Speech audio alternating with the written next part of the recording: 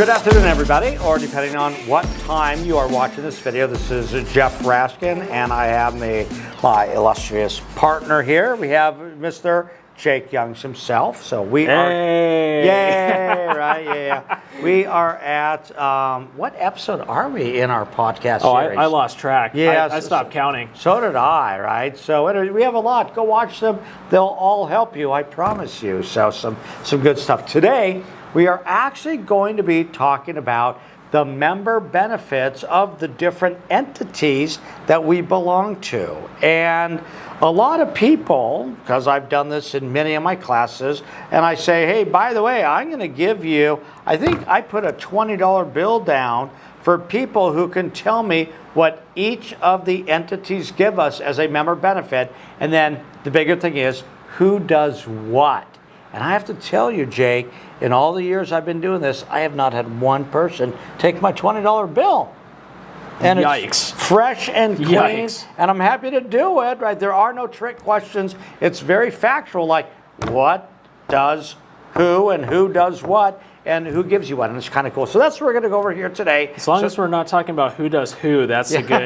We're going to keep it PG. We're going to keep it PG today because we all know, never mind, we won't talk about that. So let's go ahead and kind of start out at the top, which would be our national association, and then we'll go to our state association, and then we'll go to our local association, and then we'll talk about MLS. So I think there's going to be, and we might have to split it up in a two-part series, but there's going to be basically 4 entities, and there's a couple of more out there. Of course, there's ADRE, but ADRE doesn't give us any benefits other than we hold a license and we're able to sell real estate. But other than that, these are the other, I'm gonna say these are the optional entities out there and what member benefits they give. Because remember, just want to remind our audience of this one, that ADRE gives us the ability to go in and sell real estate. Yes. You do not need to belong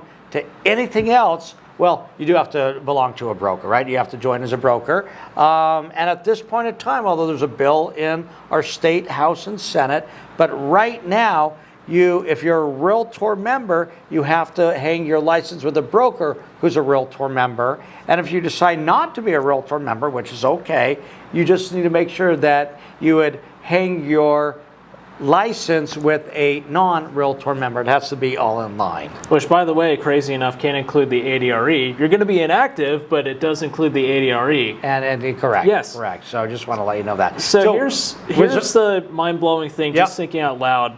To that point of what Jeff was just saying a moment ago, the vast majority of realtors, number one, have not looked at the Code of Ethics anytime recently, so they have no idea what the Code of Ethics are, but that's a different story. Even though it's due every 3 years. I thought it was 4. No, I'm kidding. I know it's every 3.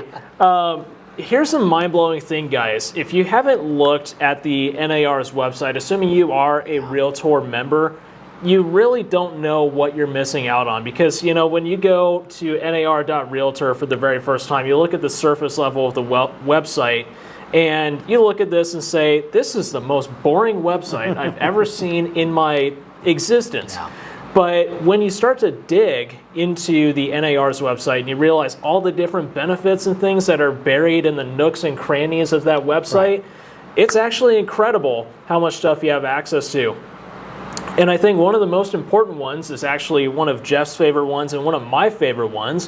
One of the reasons why I stay with the NAR, even through all the huff and puff that we've had over the last couple of years, yes, is the RPR. So the RPR is the Realtors Property Resource, and a mind-blowing statistic about that is that only 47% of all realtors have ever even touched the RPR. It's a disgusting statistic. Yeah, much less even know what it is. Correct. Jeff, tell us a little bit about the RPR and what this thing does. Yeah, so Realtors Property Resource, as you mentioned, is an NAR member benefit. So I want to remind you that this has every property in the United States, and I'm talking about residential and commercial. So we're talking about hundreds of millions of different properties out there that we have access to. And when I mean access to it, we can see a ton of information. And you're like, Wow. well, I could always go to one of the big, public-facing portals out there, and I could go ahead and look at it through a Zillow, a Redfin, a Homes.com, and a Realtor.com. Why shouldn't I just do it there? And you have to remember, this is all of those portals that I just mentioned on steroids. It's like, where do you think they're getting their data from, guys? Yeah. They're all getting it from us. And so what's happening is that RPR is way more than just giving the property. It's way more than just giving an AVM, right? And it does have an RVM. It has an RVM. Which is very similar to an AVM. So they coined that phrase, a Realtor valuation model. And what it does is it takes our hyper-local information from our local MLS, about 520 plus MLSs in the United States, and it takes that, if your MLS has allowed them to collect that data, and it puts it into that RVM instead of a public model that gives you some sort of valuation of it. It gives you the RVM, as you mentioned. Okay. But it goes way beyond that. It talks about foreclosures. It talks about, oh my gosh, the statistics of the zip code of the property. And when I mean statistics, it talks about the education level of the people there. I don't even know why you would want to know that. But it gives that to you. You can find out if people are dumb or not in a zip code, just to let you know. It talks about how many people have kids, don't get into fair housing. It talks about how many people are married and divorced and occupations. Did you know that it even talks about how the people in that zip code have voted for the President of the United States? This is all census data, by the way, guys. Yeah. Like this is data you could get from public-facing websites, but the way that it's presented in the RPR is so much easier to get access to. Plus the fact that you can just create a report on this so easily. I think, I don't mean to steer you in a different direction here, but I think within the RPR, the most powerful tool that nobody knows exists has to be that darn map on that website. That is by far and above the best tool the RPR has. Well, they have something called the driving distance, which, by the way, I've never seen on any other website out there. And you could say, hey, I'm going to live here, or I work here, and I want to be 10 miles, or I want to be 10 minutes from my work, and if I leave at 7 o'clock in the morning, it will give you those information. So a lot of things with RPR. So one of the member benefits of NAR is going to be RPR, Realtors Property Resource. Go check it out. And I have a video. We have a video of it, so you can go ahead and check that out there. And if I'm not mistaken, it also gives CE credit, does it not? Yes, we do have a CE credit video. We still need to record it, but we do have a CE credit class on the RPR, which is actually pretty incredible when you think about it. Now, here's the thing, guys. There's a lot of software and benefits and things that we pay for. And the thing that blows my mind about the RPR as well is just the fact that all of us are paying for it, but less than half of us are putting this piece of software to use. Correct. So come and learn from us about it. Come and take another class from us or study it in our Agent Ignite series, but we'll digress on that and get into the next one. Good. So this next thing that we want to talk about is something that you can get from the NAR, but also most local realtor associations like We Serve, Scottsdale area, Phoenix Realtors, just to name a few examples here in the Phoenix area. Jeff, what is this that I'm talking about? Okay, well, hold on. Should we stick on the national level and then go into that state and then local level? Yep, that's what I'm focusing on. I'm just saying most local associations will have these as well. Okay, so let's go into the discounts that they offer. So we're going to start off with the NAR. And in the NAR website, as Jake was talking about before, I think I'm going to go over to yours, and because you had it pulled up as well. Yeah. And so in here, I just want to let you know that they have so many different things. And what I mean by this is they have cars you could buy at a discount. There's electronics you could buy at a discount. And when I mean cars, everybody, I'm not just like, whatever. They have Mercedes. Yeah. They have Mercedes, which is kind of crazy there. They have travel discounts, insurance discounts. There's really a lot of different discounts that just people don't know about. So highly, highly recommend you do that. You mentioned one that you belong to, and that's going to be the travel club, right? Well, I don't belong to the travel club per se, but it is one of my favorite benefits that we get from the NAR.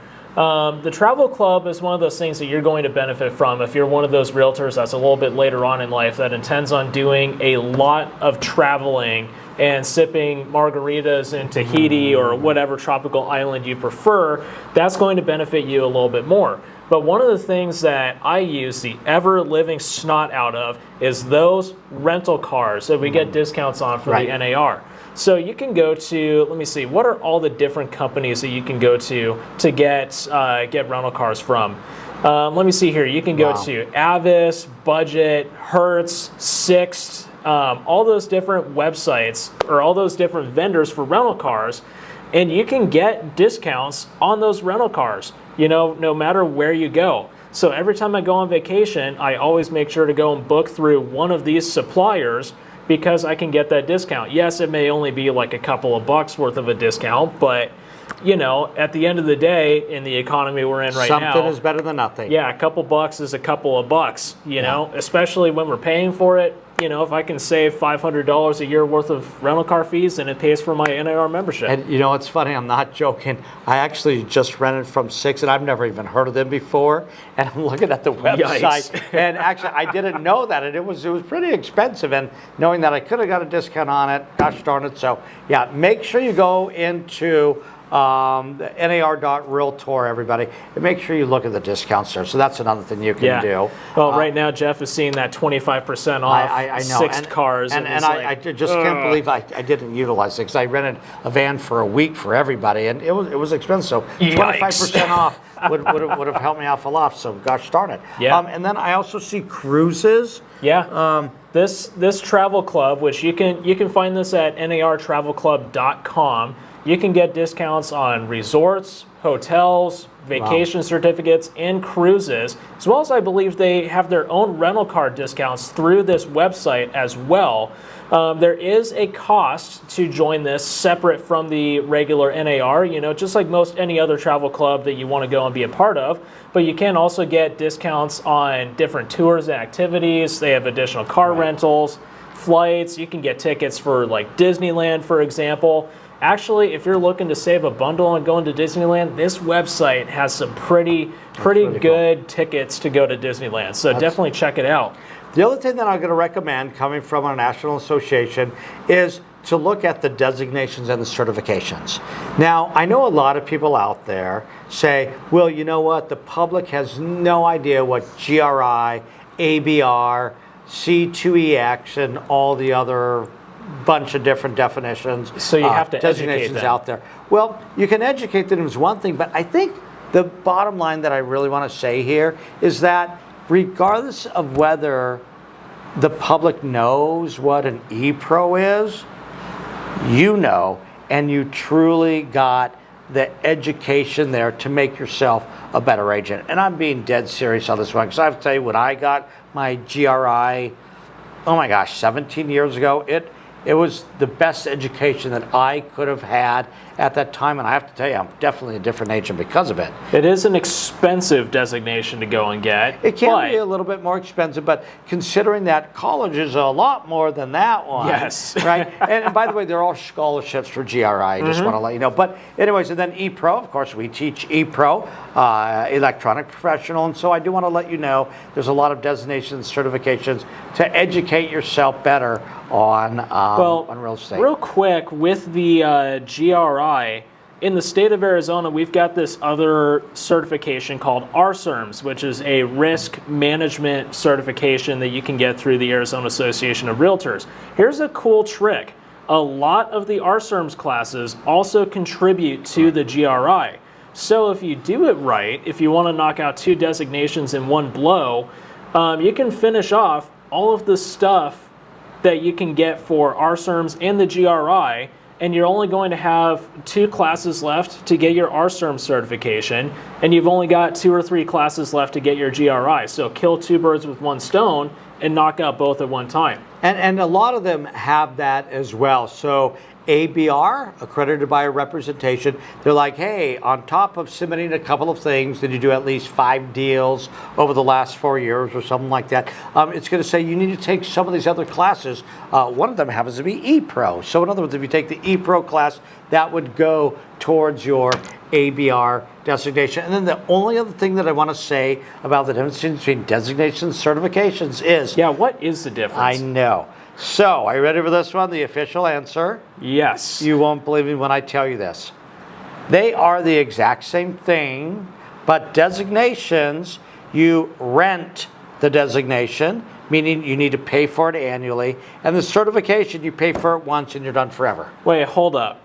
Does that mean that Yeah. Does that mean that my NAR membership is a designation because I'm renting my membership on an annual basis? Oh, I didn't even think about it that way, but I'm not going to call that a designation. I'm going to be saying that you are a member of an organization, actually the largest trade organization in the United States. We're at about 1.4 million right now, gone up to about 1.6. We kind of go up and down there.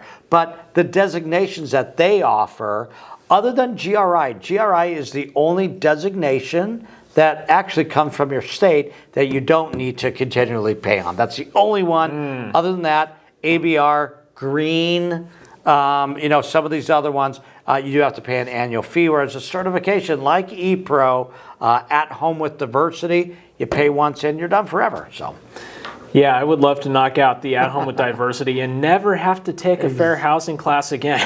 Not true, but yes, okay.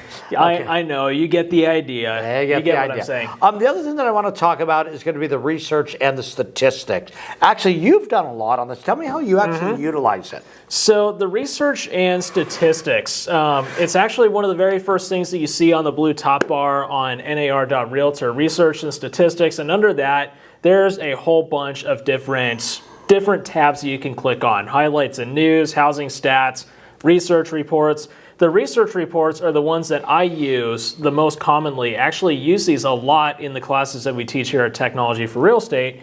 You can click on that and it brings you to a page where you've got reports on appraisal, the appraisal process report, appraisal survey. They've got commercial reports. One of the cool features that they have in here is the profile of home buyers and sellers, which they do update every single year. Gives you the latest and greatest rundown of who the buyers are, who the sellers are, and when you know who the buyers and sellers are, you know how to go after them appropriately. To market to them better. Absolutely. Yes. You know what? I didn't even think about that. This is a great thing that they do with our dues is they survey a ton of different buyers and sellers, and they tell us they're very, very detailed.